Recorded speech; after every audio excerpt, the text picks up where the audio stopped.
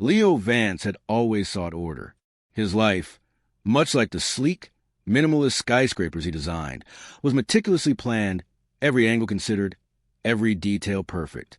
He was in Bali for a rare, working vacation, scouting locations for a new, eco-luxury resort.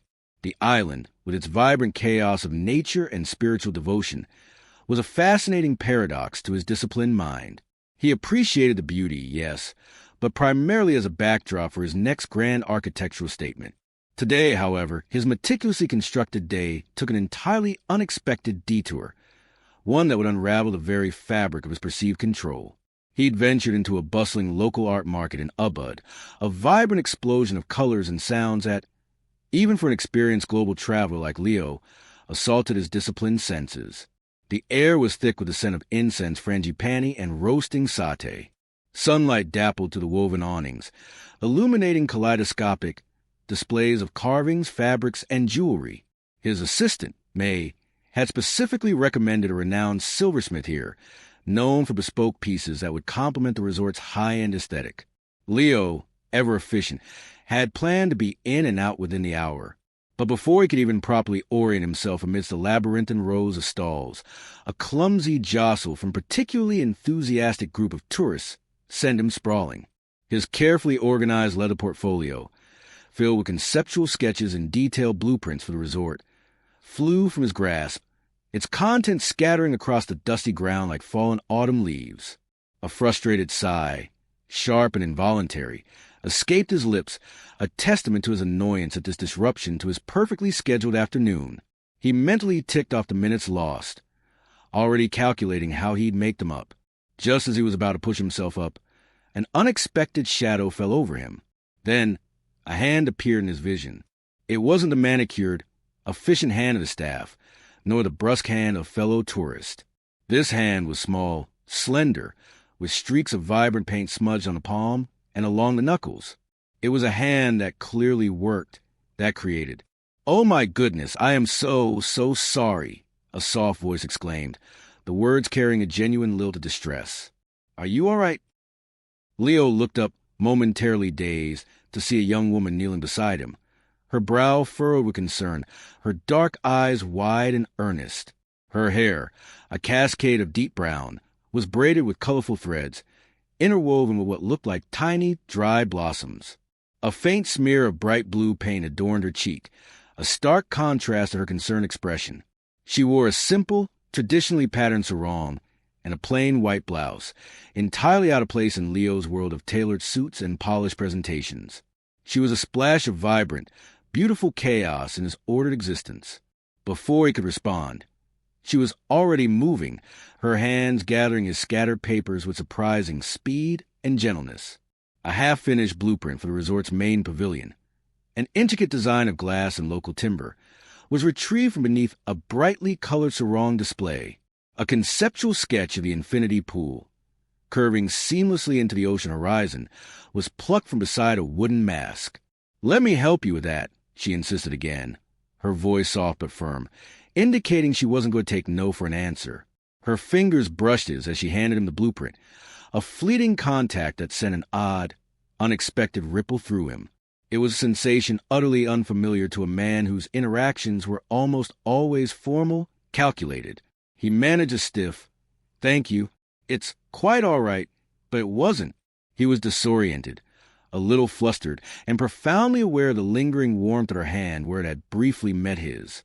His senses, usually so attuned to grand designs, were suddenly overwhelmed by the delicate scent of her, a mix of fresh air, a hint of its smoke, and something floral he couldn't quite place. She stood, dusting off her simple, paint-splattered sarong with an easy grace that belied the recent tumble. Her eyes, still holding a hint of concern, met his. "I'm Anya," she introduced herself, a small, tentative smile gracing her lips. "I have a stall just over there." She pointed with a slender finger to a vibrant display of hand-painted silks fluttering gently in the breeze, adorned with intricate patterns and lush, natural motifs. "Please, let me offer you a fresh coconut water as an apology. It's the least I can do." Leo, a man who rarely deviated from his own plans, a man whose time was measured in project milestones and quarterly reports, found himself nodding. Leo, he introduced himself, the name feeling oddly inadequate in this moment, in this setting. He felt a strange, undeniable pull toward the vibrant, beautiful chaos she embodied. He found himself following her, his usual brisk, purposeful stride tempered by an unfamiliar hesitation, a slight awkwardness. The market hummed around them, a symphony of bartering voices, clanking metals and distant music, but his focus was entirely on the artist, Anya. The name tasted soft and new on his tongue, a stark contrast to the hard, precise names of his architectural projects. He spent the next hour at her stall, not looking at blueprints or planning designs, but at her intricate silk paintings. They were breathtaking. Scenes of Balinese landscapes bathed in the golden light of dawn, mythical creatures dancing amongst vibrant flowers, abstract swirls of color that seemed to tell stories he couldn't quite decipher but felt nonetheless. She spoke with a quiet passion, her eyes lighting up an inner fire as she described her process, the hours spent dyeing fabric, applying resist, hand-painting each delicate stroke. Leo, who typically only appreciates structure and precision, found himself captivated by the fluid lines, the bold, unrestrained colors, the raw emotion woven into every thread. He listened, truly listened, something he rarely did outside of board meetings. He bought a small, abstract piece, a swirl of blues and greens that reminded him vaguely of the ocean, yet held an untamed energy he found surprisingly appealing. It was something he never, in a million years, would have considered purchasing before. A small, alien object in his otherwise monochromatic, modern penthouse. As he prepared to leave, the setting sun casting long, elongated shadows across the bustling market, painting the stalls in hues of orange and purple, he found himself doing something entirely out of character. His rational mind screamed at him to leave, to get back to work, to regain control of his schedule. But a new, unfamiliar impulse pushed past the logic. "Anya," he said, his voice a little rougher than he intended, a slight, catchy hope she wouldn't notice. He cleared his throat. Would you join me for dinner sometime this week? My treat, my way of thanking you for your kindness." It sounded formal, even in his own ears, but it was the best he could manage. Anya's eyes widened slightly, a faint blush dusting her cheeks, mirroring the soft sunset glow. "Oh, I like that. Leo, yes, I like that very much." Her smile was hesitant, genuine, and utterly captivating. And just like that, Leo Vance, the man of rigid plans, the architect of towering structures, felt the first, subtle crack in his perfectly ordered life. It wasn't a sudden collapse, but a gentle tremor, a tiny fissure that hinted at a deeper, more profound shift beneath the surface. He walked away from the market with a painting he didn't understand, a lingering warmth on his hand, and a dinner invitation that promised to be far more unpredictable than any blueprint. For the next few weeks, Leo tried, perhaps in vain, to make sense of Anya. She was a delightful enigma, a vibrant contradiction to everything he knew. Their first dinner, at a quiet local restaurant with a view of rice paddies, stretched for hours, filled with laughter and stories. He, sharing anecdotes of global architecture, the complexities of urban planning, the thrill of seeing his designs rise from the ground. She, in turn, shared tales of village life, the ancient traditions that inspired her art, the quiet satisfaction of painting. He found himself drawn to her spontaneity, her gentle spirit, her unpretentious joy in simple things, a perfect sunset, the taste of fresh fruit, the wisdom of an elderly artisan. He'd extended his stay in Bali, inventing increasingly elaborate excuses to May, his efficient, long-suffering assistant, who no doubt suspected he was losing his mind. He couldn't help it. She was different, completely, wonderfully different. He learned she lived in a small, traditional compound with her extended family, her studio a modest, open-air space where she worked surrounded by the sounds of the village. She taught art to local children, finding as much joy in their clumsy brushstrokes as in her own masterpieces. Her world was small, intimate, deeply connected to the earth and its rhythms. His was vast, global, driven by ambition and deadlines. Yet Somehow in their conversations, the chasm between their lives seemed to shrink, bridged by genuine curiosity and a growing, unspoken connection. Anya, meanwhile, was navigating a world she barely understood. Leo was effortlessly elegant, even in casual linen shirts. He spoke multiple languages with fluid ease, ordered intricate dishes in a way that suggested vast experience, and seemed to command respect wherever he went, simply by his presence. He was kind, attentive, and incredibly handsome. His deep blue eyes, usually sharp with concentration, softened when he looked at her. But she couldn't shake the feeling that he existed on an entirely different plane, a dizzying height that she, grounded in her village, could never truly reach. He mentioned private jets and international bids, corporate mergers and stock markets with casual ease, phrases that were utterly alien to her humble artist life. She saw the flash of cameras when they walked through a hotel lobby, her hushed whispers about Mr. Vance. It made her feel like a small, exotic bird accidentally trapped in a gilded cage. One evening, as they strolled along a quiet beach under a canopy of blazing, unfamiliar stars, so many more than she saw from her village, Anya's heart pounded with a mixture of awe and trepidation. The gentle lapping of waves against the shore seemed to mock the growing turbulence within her. "Leo," she began, her voice soft, barely audible above the distant rumble of the ocean. I know you're here for work, for very important work. I read an article today." She'd found it in a tattered old newspaper in the clinic waiting room, a few days prior, while visiting a sick aunt.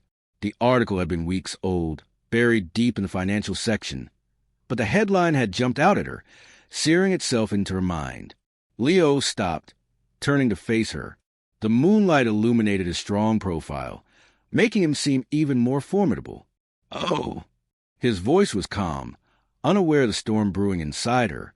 "Leo Vance," she murmured, her gaze fixed on the damp sand beneath her bare feet, unwilling to meet his penetrating gaze.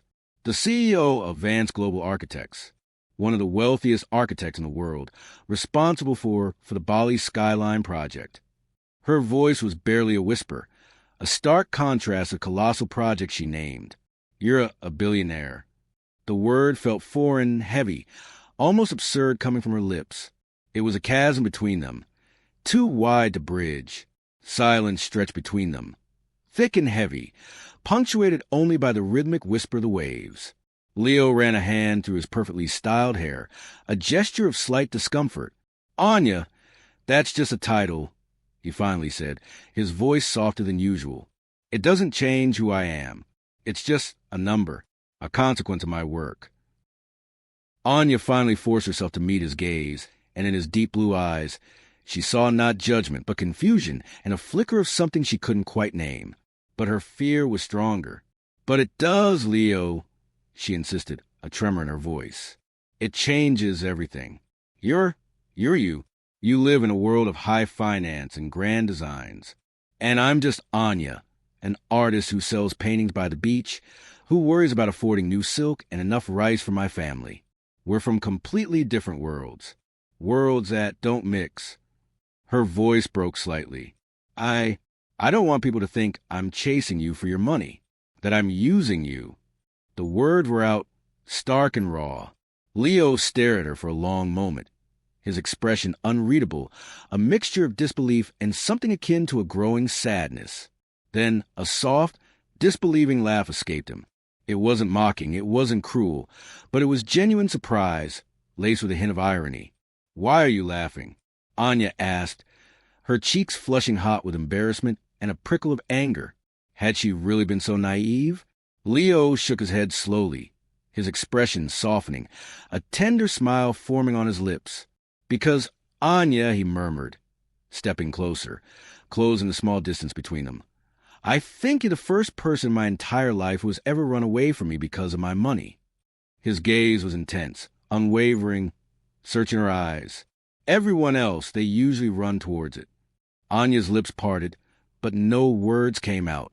His statement hung in the night air, echoing the harsh truth of his experience. For the first time, she saw it. Not just a powerful architect, the confidencio, but the exhaustion in his eyes, the subtle tension in his shoulders, a hint of weariness that spoke a burden she couldn't fathom. He looked at her not as a client, not as a business associate, not as some fleeting holiday encounter, but as a man simply trying to understand her. And suddenly, she wasn't so sure about running anymore. The vastness of his world still intimidated her, but the vulnerability in his eyes now beckoned. Anya tried to keep her distance. She returned to her usual routine, immersing herself in her art, in the familiar rhythms of village life. She avoided the market stalls where she might run into him, choosing instead to sell her silks through a small gallery in a neighboring village. She let his messages sit unread on her simple old phone, each buzzing notification a sharp pang of guilt in her chest. She knew he was a good man, a kind man, a genuinely captivating presence. But the sheer scale of his life, compared to her own, was terrifying.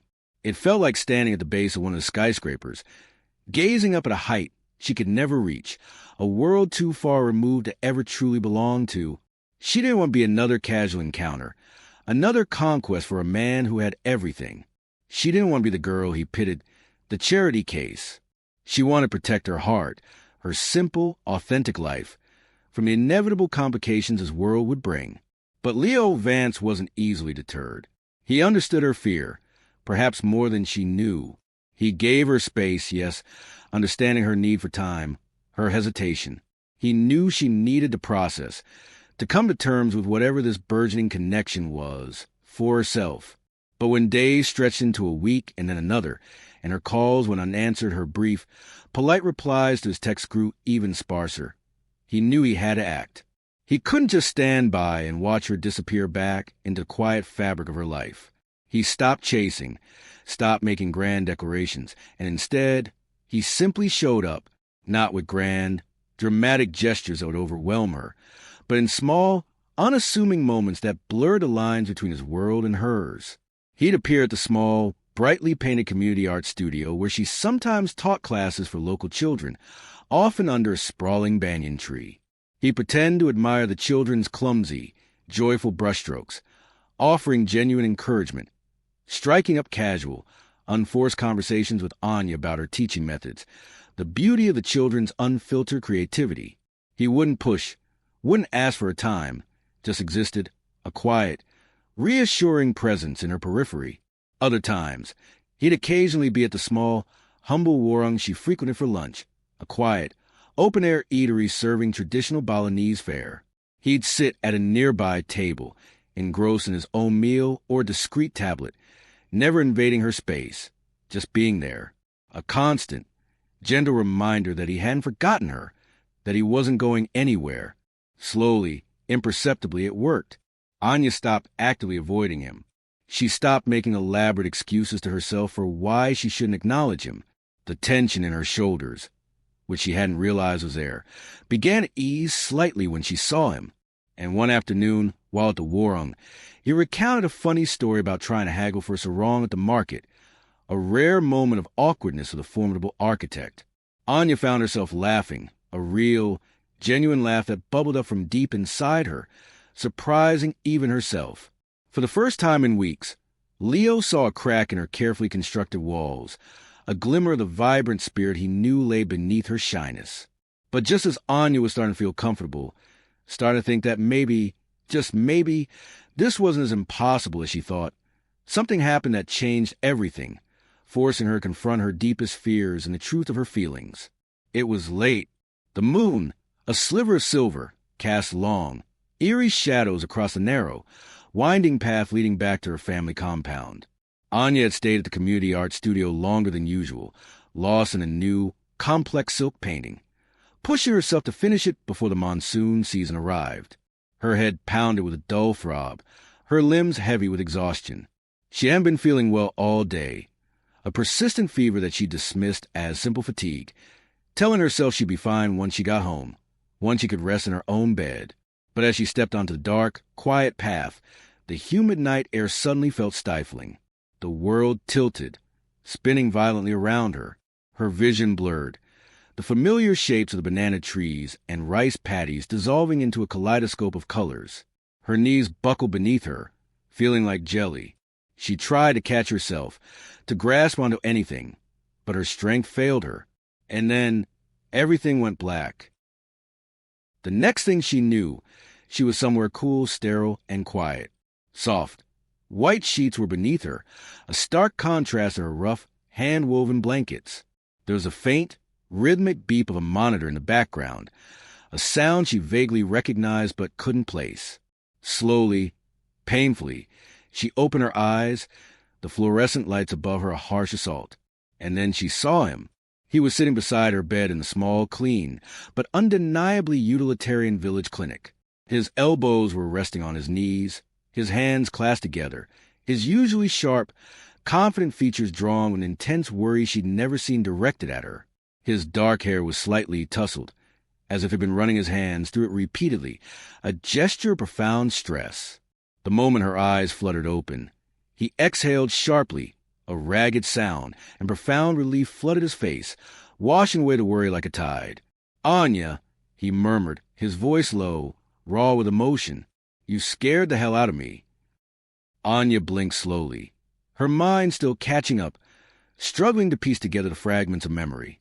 Her throat was parched, her voice weak, barely a whisper. What happened?"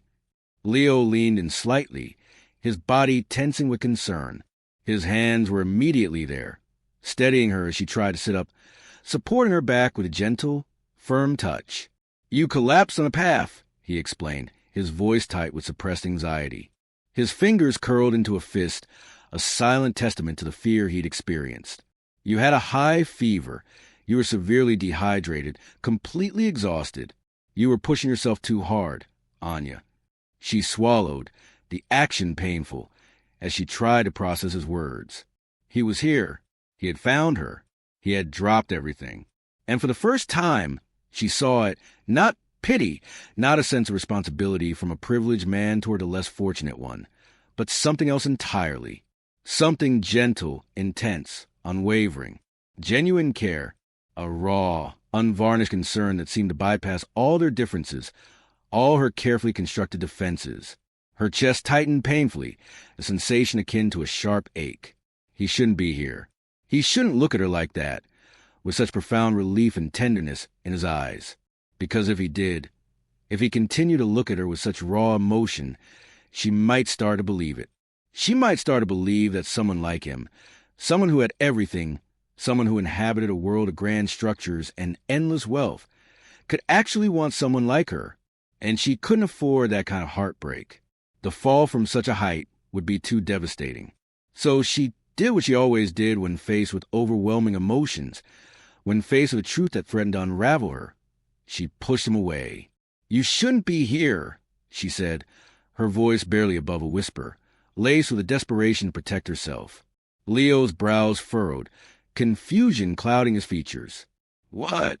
Anya forced herself to look away, her gaze fixed on a small, sterile medical chart on the wall. "You don't have to do this." Her gesture was weak, encompassing the small clinic room, the steady beeping of the monitor. "Taking care of me, sitting here all night, acting like I matter." The words tumbled out, laced with her deepest insecurity. Leo's entire body went still. The air in the room seemed to thicken, charged with unspoken emotion. Then his expression darkened, hardening slightly. "So," he said, his voice suddenly low and sharp, cutting through the silence, "you think I'm here out of obligation? That this is some kind of duty because you're a patient or someone I happen to find?" She opened her mouth, then closed it again. Because yes, that's exactly what she thought, a fear she had nurtured and believed. And that thought terrified her, not for his sake, but for her own. She didn't want to be his burden. She didn't want to be the girl he felt sorry for, a project he had to see through. So she forced herself to say the words that felt like tearing her own skin. "I don't need your charity, Leo." His eyes flashed with something she had never seen before.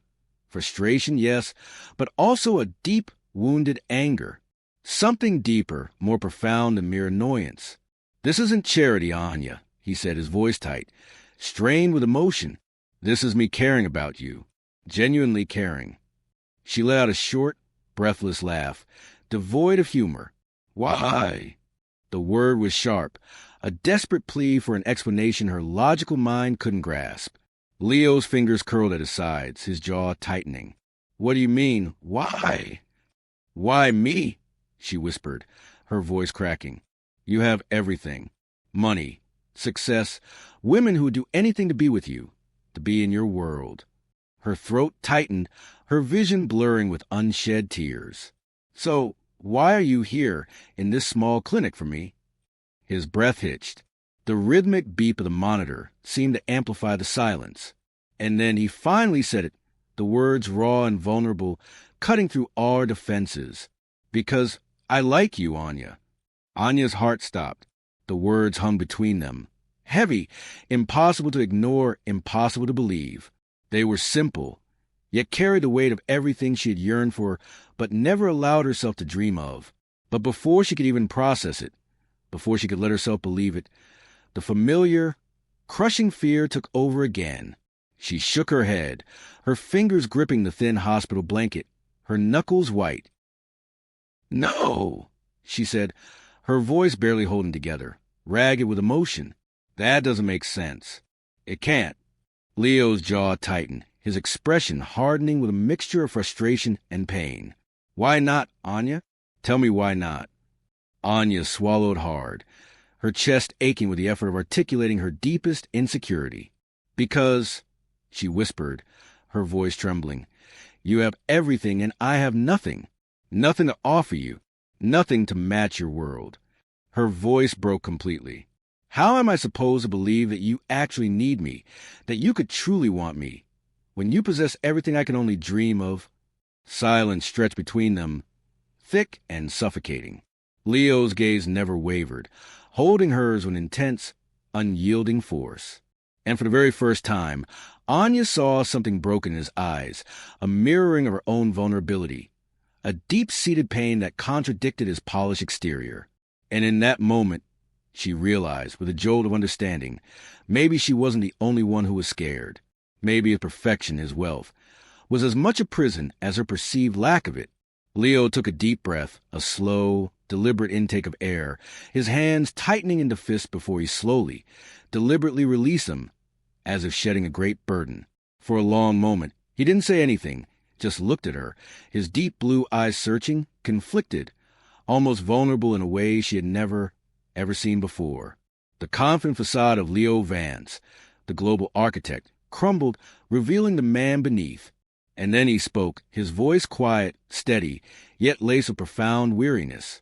You think I have everything, he murmured, the words not a question but a statement heavy with irony. You think my life is perfect? That I don't know what it feels like to be not enough? To be used? Anya frowned, her throat tight with sudden, unexpected empathy. Isn't it? She whispered, genuinely bewildered. Leo let out a short breath, a bitter, almost self-deprecating laugh escaping him. He shook his head slowly, the movement filled with profound sadness. No, Anya, it's not. She stared at him, surprised by the sharpness in his tone, the raw honesty. She had always seen Leo as someone untouchable, a towering figure of success, wealth, and unshakable confidence. But now, for the first time, she was seeing something else, something hidden beneath the polished surface, something broken, something deeply, powerfully real. I wasn't always like this, Leo continued, rubbing his hands together absent-mindedly, a nervous habit she hadn't noticed before. I didn't grow up rich. My parents worked hard, 2 steady but modest jobs. We struggled, Anya. Every penny was accounted for. I put myself through architecture school with every scholarship I could get, and I worked part-time jobs, often 2 or 3 at a time, cleaning offices, working construction, anything to make ends meet. Anya held her breath, watching as he spoke, not with his usual commanding confidence, but with a quiet, almost painful honesty that made her heart ache for the boy he must have been. When I finally became an architect, when I started making real money, seeing my designs take shape, I thought I'd made it. I thought, this is it. I've done everything right. I'm finally secure. I'm finally enough. His voice dropped lower, filled with a deep, lingering ache. And then I met someone. Anya's stomach twisted, a familiar dread coiling within her. She was beautiful, smart, everything I thought I wanted. She knew my ambitions, my dreams, and she said she loved me.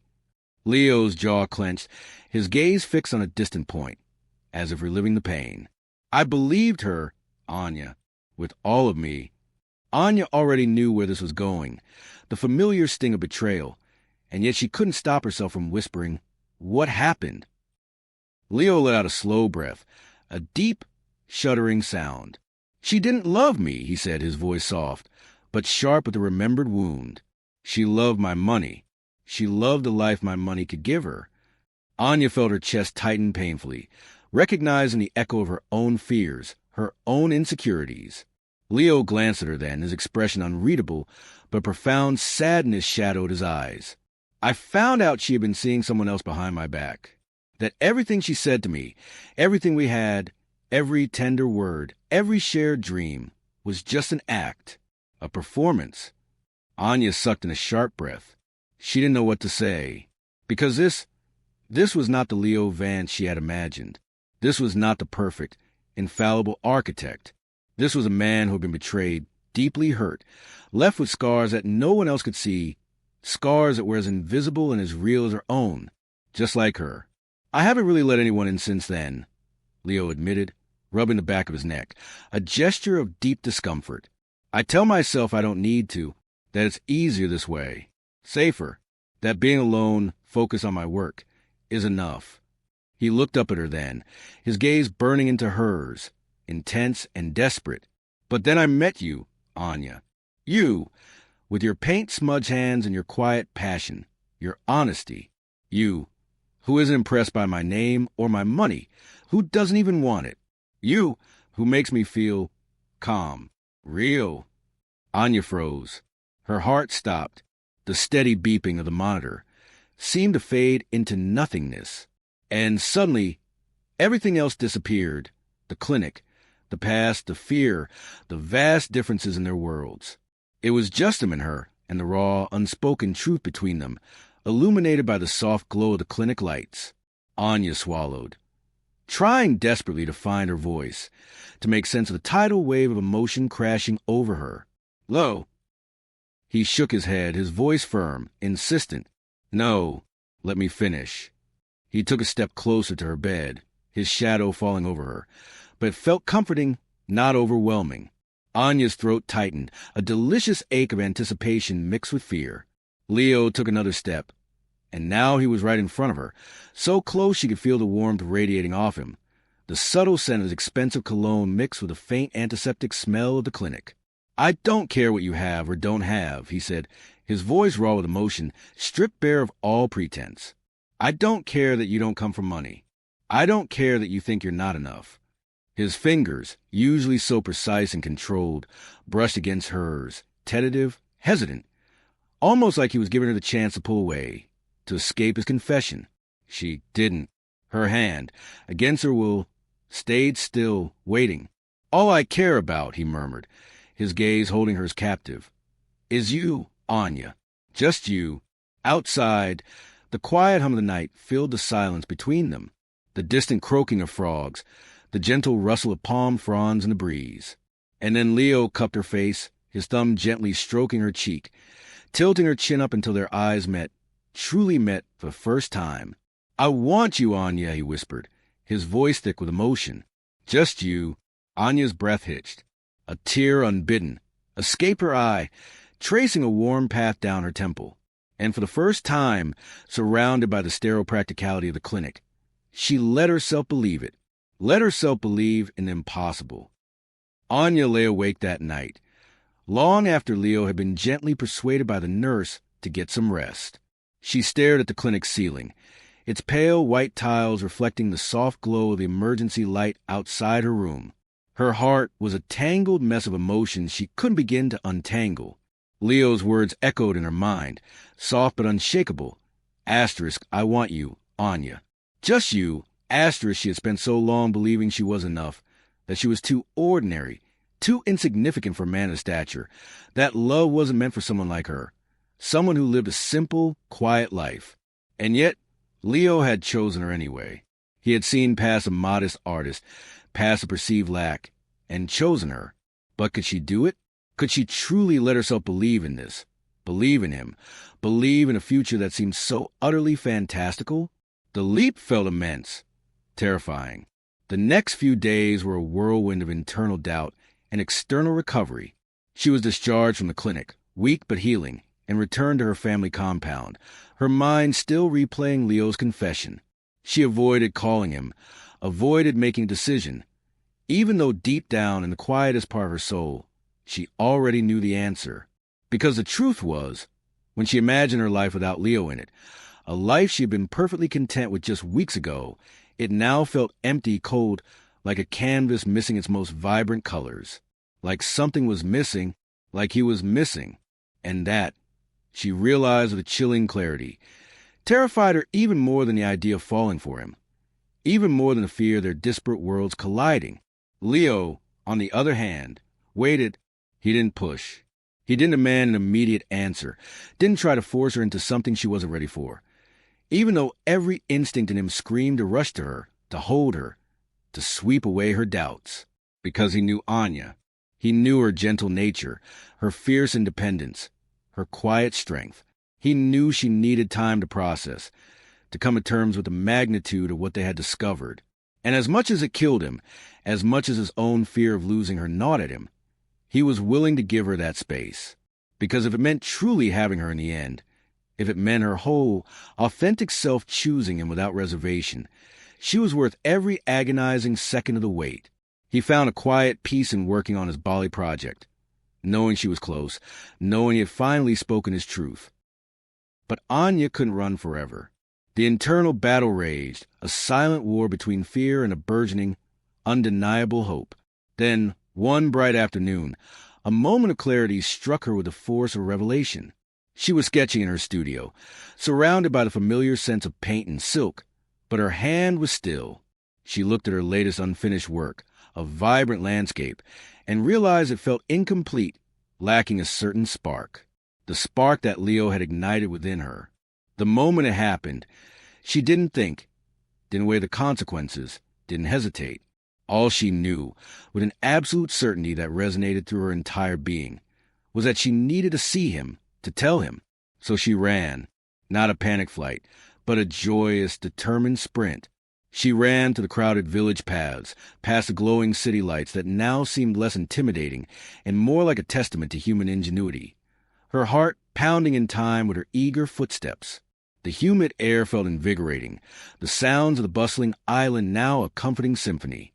She ran until finally, breathless but resolute, she reached his private villa, a sleek, modern structure nestled amidst the lush greenery, where he was wrapping up his work in Bali before his scheduled departure in 2 days. She burst through the elegant, minimalist doors, startling the quiet house staff. Her chest heaved, her eyes scanning the vast, open-plan living space until she saw him. He was standing by a large panoramic window, on a phone call, looking out at the glittering ocean, a formidable figure silhouetted against the setting sun. He looked powerful, in command, exactly as she had first perceived him. Leo turned at the sound of the door, his brows furrowing in surprise, his eyes widening as he recognized her. He ended his call abruptly, his expression a mixture of confusion and a growing, desperate hope. But before he could say a word, before he could even take a step, Anya was already moving, straight to him, straight into his arms. And for the very first time, she didn't hold back. Leo barely had time to react before Anya wrapped her arms around him, burying her face against his chest, clutching onto him like he was the only thing keeping her standing, the anchor she had unknowingly searched for her entire life. His powerful body tensed in shock for half a second, a brief moment of disbelief. Then he melted into her. His arms came around her, strong and steady, holding her with a fierce tenderness, like he'd never let go, like he had finally found his lost peace. Anya squeezed her eyes shut, tears of pure relief and joy finally escaping. Her voice was muffled against his expensive shirt, trembling but clear. "I want you too, Leo. I want you." Leo's breath hitched, a shuddering sound escaping him. He buried his face in her hair, inhaling her unique scent, paint, frangipani, and simply Anya. And in that moment, as he held her close, feeling the fragile strength of her embrace, he knew she had chosen him. Not his money, not his status, not his world. She had chosen them. And nothing else in the world, not even his multi-billion-dollar projects or his global reputation, truly mattered in that singular, perfect instant. Anya never thought she would end up here, wrapped in the arms of a man who had once seemed so impossibly far out of reach, her heart beating in sync with his, accompanying rhythm that promised forever. But now, standing in the quiet luxury of Leo's temporary Balinese villa, his arms anchoring her, making her feel safe and cherished, she knew this wasn't a dream. This wasn't a fleeting fantasy. This was real. This was tangible. And for the first time in her life, she wasn't afraid of it. Not anymore. The days turned into weeks. The weeks turned into months. Leo extended his stay indefinitely, managing his global empire from a temporary office overlooking the lush rice paddies, finding an unexpected joy in balancing his vast work with the intimate rhythms of Anya's life. And somehow, in this new, unexpected existence, Leo became her safe place, and Anya became his grounding. She still had doubts sometimes, still had moments where the quiet voice in the back of her head whispered that she wasn't enough, that their worlds were too different. But every time that fear crept in, Leo was there, reminding her in quiet, steady ways, a shared meal, a gentle touch, a simple look, that she was enough, that she had always been enough, that she was precisely who he needed. 1 year later, the Bali Skyline project was nearing completion, a monumental achievement in Leo's career. But on a sunny afternoon, a day filled with the familiar, vibrant hum of the island, Leo took her back to the same bustling art market where it all began. Anya didn't think much of it at first. It was a nostalgic place they often visited. Not until she saw the nervous way he was fidgeting with a small, intricately carved wooden bird he'd just bought from a vendor, his usual composure subtly fractured.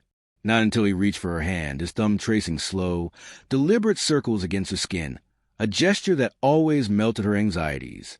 Not until he stopped him in front of her old stall, now occupied by a young, aspiring artist, and dropped to one knee, right there in the middle of the vibrant and noisy chaos of the market, with a small velvet box in his hand and pure, unadulterated love shining in his deep blue eyes. Anya gasped, her hand flying to her mouth, her heart lodging in her throat, a frantic bird desperately trying to escape. Leo smiled up at her, his voice soft but full of certainty, steadying her trembling world. Anya Dewey, my beautiful artist, my anchor, my home, will you marry me? Tears blurred her vision, hot and fast, streaming down her cheeks. A year ago, she would have run. A year ago, the disparity would have crushed her.